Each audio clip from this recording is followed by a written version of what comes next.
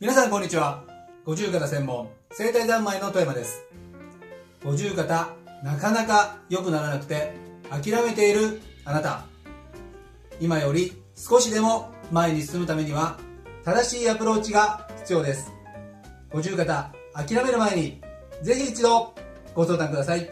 また画面右下にあります三角マークを押していただきますと、当院のホームページや詳しい情報がご覧いただけますので、ぜひチェックしてみてください。